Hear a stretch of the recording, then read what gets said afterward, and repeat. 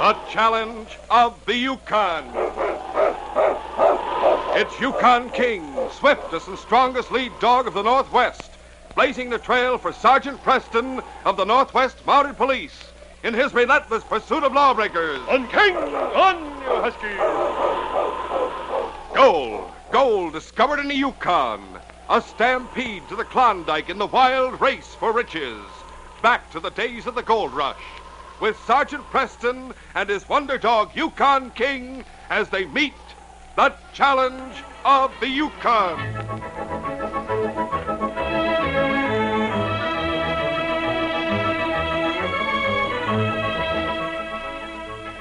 The trail down the hillside was steep and narrow. Shorty Sprague braked his sled hard to keep it under control during the sharp descent. Easy, Carlin. Easy there, you huskies, easy. The passenger on Shorty's sled was a beautiful blonde girl clad in a lynx parka. Both Shorty and the girl had their eyes fixed on another dog team that was climbing the trail several hundred yards below them. Finally, the girl spoke. Shorty, isn't that one of Hasler's men driving that sled? It sure is, Miss Gilbert. His name is Joe Galt. Joe Galt? Why, he's the worst of the lot. He's big and he's mean. Maybe we'd better pull over to one side and wait till his sled goes by. Don't you worry, ma'am. We're going downhill, so we've got the right-of-way. Shorty took it for granted that the uphill sled would give way according to the custom of the trail. Easy, you huskies. But as the two teams drew close together, he realized that Galt had no intention of pulling aside. A moment later, the two teams came face to face. Shorty halted his team with difficulty, barely in time to prevent a clash between the opposing sled dogs. He shouted angrily at Galt. Hey, what's the idea of blocking the trail? Get that team of yours out of the way, Sprague. The downhill sled has the right-of-way. It's your job to pull aside. Besides, I'm carrying a lady. Maybe you don't hear so good. I said get that team of yours out of the way. I'm not taking orders from you or any of the rest of Hasler's wolves. The only direction this team is moving is straight ahead. For a sawed-off runt, you're talking mighty cocky. I guess you need a little lesson in manners. Don't you dare start a fight with Shorty. Well, you're twice as big as he is. Don't you worry, Miss Gilbert. I've run up against polecats his size before. Why, you... Galt's punch caught Shorty squarely in the face and crumpled him over backwards with blood streaming from his nose and mouth. You rotten bully! That's just the beginning. Wait till you see what else I'm going to do to him. All right, As Shorty struggled weakly to his feet, Galt was ready with another blow to the head. But Shorty rolled with a punch and came up fighting. I'll show He you. defended himself gamely, but the fight was unequal from the first. Galt was a full head taller than Shorty and at least 50 pounds heavier. In a few minutes, he had battered the smaller man into submission. I guess you learned your lesson, Sprague. And just to make sure you don't forget it. With deliberate cruelty, Galt jerked his helpless opponent up off the ground and smashed him in the face with another terrific punch. You unspeakable beast! Let me give you some advice, girlie. The Yukon is no place for a woman. If you're smart, you go back where you came from and stay there. I came up here to operate my uncle's mine, and that's exactly what I intend to do. All right, you've had your warning. Now get your team off the trail. Here, give me those traces. Oh, there, you huskies. Oh. Galt drove Shorty's sled into the snowbank at one side of the trail. And with a final threat to Marcia, he returned to his own sled. Remember what I said. The Yukon is no place for a woman. All right, Marcia. Marcia Gilbert was still trying to revive the unconscious Shorty several minutes later when Sergeant Preston drove up the trail. Looks like you've had some trouble here. Can I help? Oh, I'd be grateful if you would. I'm Sergeant Preston, Northwest Mounted Police. And I'm Marcia Gilbert. Glad to know you, Miss Gilbert. What happened to your friend here? He was beaten up by a man named Joe Galt. Joe Galt, eh? I'll soon bring him around. Incidentally, who is he? His name is Shorty Sprague. He's one of my employees at the Snow Queen mine. A little of this brandy ought to help. Holy smoke. What hit me? Take it easy, Shorty. The fight's all over. Who are you? He's Sergeant Preston of the Mounted Police, Shorty. Howdy, Sergeant. Guess I must look pretty funny. Well, you've got a black eye and a split lip, but your nose is still in place. It doesn't feel that way. Suppose you tell me what the fight was all about. We were going downhill. Joe Galt was on his way up. I expected Galt to steer his sled off the trail. He should have. But he didn't. He blocked the way and tried to bulldoze me into pulling aside. I gave him an argument. Guess maybe that was my mistake. It didn't matter, Shorty. No matter what you did, he'd have found some excuse for picking a fight. Well, what's Gold got against Shorty? Nothing. Except that he works for me. What do you mean? Galt wasn't acting on his own hook.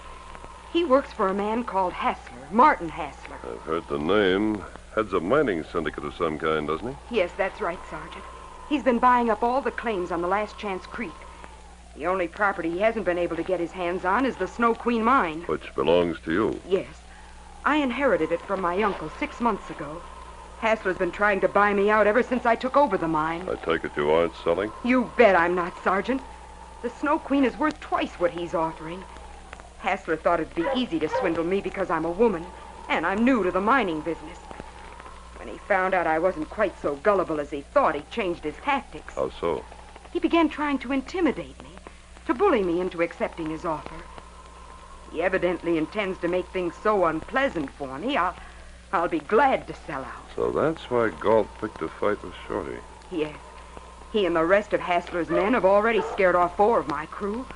Shorty here and my foreman, Mike Muldoon, are the only employees I have left. I could arrest Galt on a charge of assault and battery, but he probably wouldn't get more than a few days in jail. He deserves life. That still wouldn't stop Hassler. What if it wouldn't be better for me to camp here in the neighborhood for a few days and look into the matter? Might be able to get something on Hassler that would justify legal action. Sergeant, if you could do that, it would... Well, it'd be wonderful. All right, I'll see what I can do. Sergeant Preston drove to the Snow Queen mine with Marcia Gilbert and Shorty Sprague. Marcia introduced the sergeant to her foreman, Mike Muldoon, an elderly, bald-headed man who had formerly worked for her uncle. She also invited the sergeant to stay for supper. You said you used to work for Miss Gilbert's uncle, didn't you, Mr. Muldoon? That's right, Sergeant. I worked for Dave Gilbert for over a year before he died. How much gold are you taking out of the Snow Queen these days? She's been paying about $100 a day lately. Your operating expense must run nearly that high. Oh, yes, it does. We're hardly making any profit right now. The mine's not petering out, is it? Oh, definitely not, Sergeant. The ore's running pretty low grade at the moment, but I have a hunch the vein gets a lot richer farther on. I hope you're right, Miss Gilbert. I'm sure of it, Mike. Uncle Dave wrote me just before he died that the Snow Queen was good for $400 or $500 a day, and he certainly wasn't the kind to make rash statements. Quiet, King. Sounds like someone's coming. What? Looks like Joe Galt. What? That's who it is. Galt. I wonder what he wants. He's got a lot of nerve coming here after what happened today. I'll go and talk to him. Yes? What is it? Someone here at the Snow Queen has been stealing our gold, Muldoon. Oh, all the barefaced lies. You've got no right to come around here and make a statement like that. You shut up. I'm doing the talking. All right. Now, there's no cause to get so tough. What I mean to say Never mind what you Muldoon hasn't got the backbone to stand up to Galt. I'll go talk to him myself. Sit still, Miss Gilbert. I think maybe I'd better have a few words with Joe Galt. Would you rather have me in a few... What seems to be the trouble out here? Hey. Monty. That's right. I'm Sergeant Preston, Northwest Mounted Police, if you want a formal introduction. And you're Joe Galt. How come you know my name? I heard how you beat up Shorty Sprague on the trail this afternoon. It was his own fault. I told him I to won't argue the point, for the moment at least. Just tell me what the trouble is right now. The Snow Queen crew has been robbing us. Can you prove that? Why, no, I can't prove it. Then but you'd better tone down your language. Listen, Monty. You're not wise to the setup around here yet. If you were, you wouldn't... I've seen enough to know that your accusation is probably untrue. Now, if you want to report a robbery, do it in the proper way and let the police make the charges. I've already told you the Snow Queen crew robbed us. They took at least $1,000 worth. Either they kick through with that gold or I'm gonna... You're going to what? You're mighty brave, aren't you, with that big Malamute to back you up? King, go back, fella. Go on over there in the corner and lie down. Unwillingly, King backed away from the door and lay down in the far corner of the room as his master had commanded. Just stay quiet, boy, and don't move no matter what happens. Understand, fella? Galt. Now, what was it you were going to tell me? Galt stared sullenly at the Mountie for a moment, measuring the power in his broad shoulders and the cool determination in his steel blue eyes. Finally, his glance wavered. What? Never mind. Sorry I'm not quite as small as Shorty. Maybe you could arrange to wear stilts at our next chat. You're making a big mistake, Mountie. My boss has plenty of pull in the right places. He can have you broken any time he says the word. This conversation never was very interesting, and it gets less interesting by the minute. You'd better be on your way, Galt. I'm leaving. But you'll be hearing mighty soon from Martin Hassler. Sergeant Preston declined Marsh's invitation to put up for the night at the mine bunkhouse. Instead, he pitched camp in the hills overlooking Last Chance Creek. He waited for over an hour after seeing the last light glimmer out in the buildings at the Snow Queen mine. And then he announced to King. We're going down there, fella. Have a look inside that mine shaft. It's a little too much of a coincidence that the gold should start petering out just when Hassler's trying to buy the mine from Miss Gilbert. I have a hunch we'll find that the Snow Queen is just as rich as ever. Come on, King. I'll take a lantern to use inside the shaft. The Snow Queen mine consisted of a large tunnel into the hillside, with several crosscuts and side galleries leading off the main shaft. Sergeant Preston examined the cuttings in the main tunnel and then began to explore the side galleries. Well, King, the mine doesn't look any richer than Muldoon said. Maybe my suspicions were all wrong. It's better, fella. You're right. Someone's coming. Better blow out the lantern. Let's hope he didn't see the glow. Sounds like he turned down the next gallery. Come on, King. I'll follow him. Creeping back to the main shaft, Sergeant Preston felt his way through the darkness to the opening of the next gallery. In the distance, he could see the glow of the mysterious visitor's lantern. Cautiously, he made his way closer. The man's back was turned toward Sergeant Preston. He was using a pick to loosen large chunks of earth and rock from one wall of the tunnel. The sergeant watched for several minutes and then stepped forward into the circle of light from the man's lantern. Put up your hands, Muldoon. Preston, what are you doing here? I was about to ask you the same thing, but I guess there's no need to. It's quite obvious. I just came down here. To rob your employer, just as you've been robbing her ever since she took over the mine. No, you've got me all wrong, Sergeant. Don't lie, Muldoon. I wondered why the gold should start petering out just at this particular time. Now I know. What do you mean? The Snow Queen mine's just as rich as it ever was. But you covered up the biggest gold vein so Miss Gilbert wouldn't know it existed. I suppose you've been coming down here at night all along, chipping away at the gold and covering up your traces before morning. You're pretty smart, Preston, but not smart enough. As Muldoon spoke, he swung his pick in a sudden vicious blow at the sergeant's head. But the sergeant sidestepped, and at the same moment, King charged. Help! Help! Get this dog away from me! Let go of that pick and King will let you up. All right, I'll let go of it. All right, King. On guard, boy. Stand up, Muldoon. Yes. That's better. Now start marching, and don't try any more false moves. Sergeant Preston marched his prisoner to the mine bunkhouse and held him there for the rest of the night under the watchful eyes of King. The following morning, he reported what had happened to Marcia Gilbert. So that's why the mine has been paying so poorly. I didn't take very much. Whether you took $10 or $10,000 doesn't matter. The point is I relied on you because you worked for my uncle. Now I find you're just a common thief. Shall I arrest him, Miss Gilbert, or do you prefer not to prosecute? What do you advise, Sergeant? I doubt if you'll get your gold back, whatever you do. Furthermore, if you do press charges, you'll have to go to Dawson for the trial, which means you won't be here to keep an eye on the mine. Under the circumstances, I think you might as well let him go. Very well. I'll do as you say, Sergeant. You're fired, Mike, but I won't press charges. Get your things together over at the bunkhouse and get off my property within the next half hour. All right. I'm leaving right away. Why did you ask me whether I wanted to prosecute, Sergeant? I thought you'd arrest him automatically in a case like this. Ordinarily, I would. But I had a reason for letting him go. What do you mean? Has it occurred to you that Muldoon's little game fitted in very neatly with Hassler's interests? I don't understand. By covering up the richest ore streak in your mine, Muldoon made it seem that the Snow Queen was in danger of petering out. It may be he was less interested in robbing you than he was in persuading you to accept Hassler's offer. You mean he's really been working for Hassler all along? It's possible. I think we'll find out for sure by letting Muldoon go free. How will we find out? When he leaves here, I'll trail him. I have a hunch he'll go straight to Hassler. Sergeant Preston's hunch proved correct. After leaving the Snow Queen mine, Muldoon went several miles down the creek on foot to the office of the Hassler Mining Syndicate. Martin Hassler, a heavy-set, bearded man, was chewing on a cigar and talking to his henchman, Joe Galt. He looked up in surprise as Muldoon entered the office. Muldoon, what in thunder are you doing here? I've been fired. Fired? What for? I was down in the mine last night, chipping away at the main ore streak. The Mountie caught me red-handed.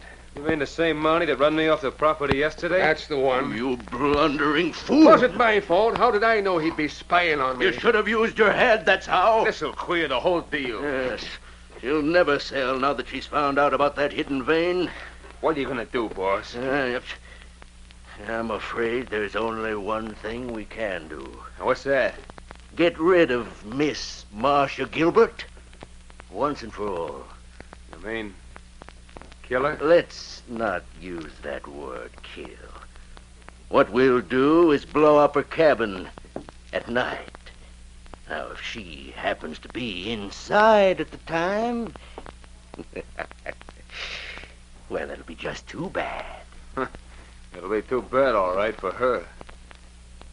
Only look, boss, isn't that taking an awful chance? How so? I mean that Mountie, Sergeant Preston.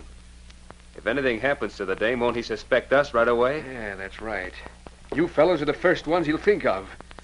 Now, wouldn't it be better to wait till he's out of the neighborhood? Don't worry about the Mountie. I've got ways of putting the quietus on him. Official ways. Besides, even if he does suspect us, there'll be no way of proving we did it, so long as we don't leave any clues. What do you want us to do? Does a girl sleep right there at the mine office? Yes, that's right. She uses the back room as her private living quarters. All right, then listen. The three of us will go over and scout the place tonight. If the coast is clear, we'll plant some dynamite right under the office wall. Enough to blast the building to splinters. And we'll light the fuse and make our getaway. How much dynamite should we use? We don't want to cave in the mine tunnel. We'll leave that to Muldoon. He knows all about blasting. Okay, I'll handle the dynamite, but you two better keep a good lookout while I'm planting it. Don't worry about that. Just be ready to start at 10 o'clock tonight. In the meantime, go on over to the bunkhouse and stow your duffel. Mike Muldoon left the syndicate office. As the door closed behind him, Joe Galt turned to Hassler and said, You sure Muldoon ain't right about that Mountie? Maybe it would be smarter to wait till he's out of the neighborhood. Muldoon doesn't know it, but I'm counting on that Mountie being around to investigate the explosion. Huh? What's the idea? Mike Muldoon just got fired this morning. That means he's got good cause for harboring a grudge against the Gilbert girl. What about it? When the Mountie looks around for clues, suppose he finds Muldoon's body lying somewhere close by, maybe 20 or 30 yards from the blast, with scraps of wreckage littered all around him. Yeah, I'm beginning to get it. It'll look like Muldoon set the dynamite for revenge, but didn't use a long enough fuse. Before he could get away, the stuff exploded. And Muldoon got knocked out by flying wreckage. Knocked out, or maybe even killed. How does it sound? You're a smart man, Hassler. A mighty smart man. Unknown to Hassler and his two henchmen, Sergeant Preston had trailed Muldoon down the creek to the syndicate office. Returning to the Snow Queen mine, the Mountie reported what he had seen to Marcia Gilbert. Then you were right, Sergeant. He's been working for Hassler all along. Looks that way. In any case, he's on Hassler's side now. What do you suppose they'll do next? I don't know, but it may be something drastic. Why do you say that? Well, now that you know about that rich vein of gold, Hassler probably figures you'll hang on to the mine tighter than ever. He'll have to do something drastic to get it away from you. Yes, you're right. I never thought of that. Does the prospect scare you? Not a bit, Sergeant. Good. I rather think Hassler will overstep himself on his next move. When that happens, we'll have him right where we want him. Are you going to stay here at the mine till he shows his hand? No, I don't think I'd better. That might scare them off. However, I will camp in the hills where I can keep an eye on things. And I'll have King patrol your property at night. In that case, I certainly won't worry. You know, I have almost as much faith in King as I do the mounted police. Marcia Gilbert had gone to bed, and the cluster of buildings at the Snow Queen mine were shrouded in darkness. Only the northern lights flaming across the sky relieved the gloom of the Yukon night as Martin Hassler and his two companions approached their destination. What about the dynamite, Muldoon? Are you sure you brought enough to do the job right? Don't worry. I've got just the right charge. When the blast goes off, the mine office will be blown to smithereens. But the tunnel will hardly be touched. But just make sure the fuse is plenty long. We don't want the stuff going off in our faces. At that moment, King was patrolling the wooded slope just in back of the mine buildings. His keen ears caught the rustle of underbrush and the faint whisper of voices in the distance. Pricking up his ears, he trotted forward in the direction of the sound. A moment later, the shifting wind conveyed to his nostrils the scent of human beings. Instantly, the great dog charged down the slope. Hey, what's that? It was Galt who first heard King's snarls and saw the charging husky loom up out of the darkness. It's a watchdog. Look out. It'll make too much noise. Get him off of me. Do something. King's first assault had knocked Galt off his feet. A second later, he turned to deal with Hassler, who was kicking at him wildly, fearful of the husky's slashing fangs. Meanwhile, Muldoon had dropped the sticks of dynamite he was carrying and was running toward the mine entrance, where he knew a pile of loose lumber was stacked. He snatched up a heavy piece of wood. This'll fix him.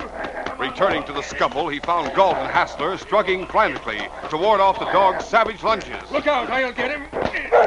Husky whirled just as Muldoon swung his 2x4. The blow struck King on the head, leaving him dazed and bleeding. Again, Muldoon swung, and this time the great dog sank to the ground unconscious. Good work, Muldoon. Yeah. What do we do now, boss? Muldoon, you gather up the dynamite planted under the mine office like we planned. All right. Galt, you stick around here, keep a lookout in this direction. Right. I'll go over on the other side of the mine buildings and keep a lookout on that side. And while I'm at it, I'll listen and hear if anyone starts moving around in the bunkhouse. Now, wait. What happens when I'm through planting the dynamite? When you're finished, come and get me. I'll be standing by that big pine over near the bunkhouse. And we'll circle back and join Galt on this side. Is that understood? Yes, I savvy. Me too. And don't forget, Muldoon. Make that fuse plenty long. A short time before King attacked the three crooks, Sergeant Preston had left his camp and headed toward the Snow Queen mine. He intended to inspect the area periodically throughout the night to make sure that all was well. As the sergeant neared the mine, Galt heard his footsteps approaching through the darkness. The crook ducked hastily out of sight behind a clump of rocks. Holy smoke. It's the Mountie. For a moment, Galt's hand strayed toward his gun, and then he realized that the noise of a shot would ruin Hassler's carefully laid scheme. But he knew, too, that he must act quickly before the Mountie discovered his companions. As Sergeant Preston passed directly in front of his hiding place, Galt sprang out at the Mountie. I'll fix you, Mountie. Galt! Yeah, that's me, and how do you like this? The crook's sudden attack caught Sergeant Preston off guard, and he staggered under the impact of Galt's terrific punch. But he recovered quickly and smashed back at his assailant. You should keep your left up, Galt. Oh, why, you... Galt struck out savagely, but this time Sergeant Preston blocked the blow. The Mountie slashed back. For the next few minutes, the two men slugged it out toe-to-toe. Gradually, Galt weakened under the sergeant's punishment. Twice he went down, and as he picked himself up the second time, Sergeant Preston said, Well, what about it? You had enough? Yeah, I've had enough, Mountie. Don't hit me again. With his attention concentrated on the fight, That's Sergeant Preston had failed to hear Hassler and Muldoon sneaking up behind him. Just let me get Now, as Galt struggled weakly to his feet, Hassler stepped forward and brought the butt of a revolver smashing down on the Mountie's head. You got here just in time, Hassler. What are we going to do with the Mountie now that you've knocked him out? I'll tell you, Muldoon. We're going to do the same thing with him that we're going to do with you. You knocked Muldoon out, too. Yeah, this was as good a time as any. Now we'll have to drag them both over near the mine office. You're gonna fix it so the Mountie gets blown up, too? It's the only thing we can do. Come on, hurry up. Give me a hand. That fuse isn't going to burn forever. Yeah. Galt half dragged, half carried the limp body of Sergeant Preston, while Hassler did the same with Muldoon. The mine foreman's body was deposited about 20 yards from the mine office. Then Hassler lifted the sergeant's leg. Here, I'll help you carry the Mountie. Where do you want him put? Right up next to the mine office, near the dynamite. What's the idea? We want to make sure Muldoon can be recognized. With the Mountie, it doesn't matter. In fact, it'll suit me fine if he's blown to bits. Okay. All right, lay him down right here. Yeah. Hey, look at that fuse, boss. Huh? It's almost burned down to the end. Come on, let's get out of here. Fast. Meanwhile, the great dog King was stirring painfully at the spot where the three crooks had left him. As consciousness came flooding back, the dog's instinct told him that his master was in danger. He sprang up and began running back and forth frantically, seeking to pick up the sergeant's scent. Suddenly, King's ears caught the sound of running feet, and a second later, his nostrils picked up the scent he was looking for. The great dog sprinted forward. Warily, King circled past the two men running side by side through the darkness. Guided by his nostrils, he headed straight for the spot where he knew his master must be lying. A moment later, he saw the sergeant's body, and close by it, the sputtering fuse. King knew the meaning of such an object from past experience, and instinctively he tramped out the fuse with his trail-hardened paws. Then he turned to the sergeant and began licking his face. A safe distance away, Galt and Hassler stood waiting in vain for the unexpected explosion. Finally, Galt spoke. That dynamite should have gone off long ago. Something must have gone wrong. Yeah. When we dumped Preston, there wasn't more than 30 seconds left in that fuse. What do you suppose happened? The fuse fizzled out. That's what happened. Come on. We'll have to go back and light it again. Sergeant Preston was just coming to as Galt and Hassler approached the building. In the darkness, the two crooks failed to realize what was happening till they were less than 10 yards away. Hey, look, Hassler. It's the Mountie's dog. Yeah, you're right. And the Mountie's getting up on his feet. I'll soon fix that. Galt reached for his gun, but before he could draw, King charged toward him at lightning speed. The revolver was barely out of his holster when the great dog leapt on the crook, knocking the gun from his hand. A second later, the other crook recovered from his confusion and made a frantic effort to draw. I'll get him. But by this time, Sergeant Preston was on his feet. As Hassler reached for his gun, the Mountie fired from the hip. My arm! Stay where you are, Hassler. Call your dog off, Preston. All right, King. Let him up, boy, on guard. Get up on your feet, Galt. Yeah. All right. All right. Just don't let that dog get any closer. Who's that lying over there on the ground? Is that Muldoon? Yeah. It's him, all right. If he's dead, you'll both hang. He's not dead. He's just unconscious. We were going to wait till after the explosion, and then... Shut up, you fool! So you were planning an explosion, eh? I suppose you intended to blow me up along with Miss Gilbert, and then leave Muldoon's body nearby so it would look like his work. It wasn't my idea. It was Hassler's. He planned the whole thing. You sniveling polecat. It doesn't matter who planned it. You were both in on it, and you'll both stand trial for attempted murder. You're under arrest in the name of the Queen. Preston, you must have been born under a lucky star. If that dynamite fuse hadn't fizzled out, you'd be in Kingdom Come this minute. Huh? I didn't know I'd had such a close call. And what makes you so sure the fuse fizzled out? Why, it must have. Nobody put it out. I wonder if King didn't have something to do with that. Well, fella, I suppose I'll never know for sure. But I can tell you one thing, boy. I'm mighty glad this case is closed.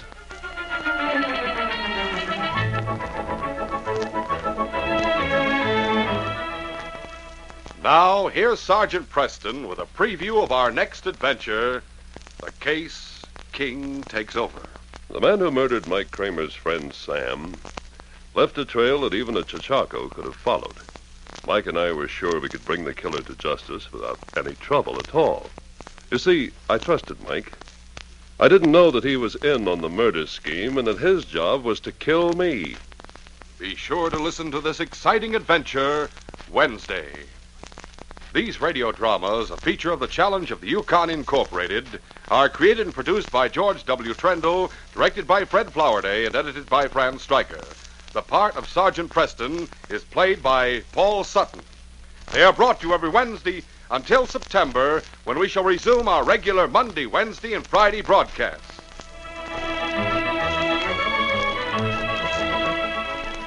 This is J. Michael wishing you goodbye and good luck till next Wednesday. So long. This is ABC, the American Broadcasting Company.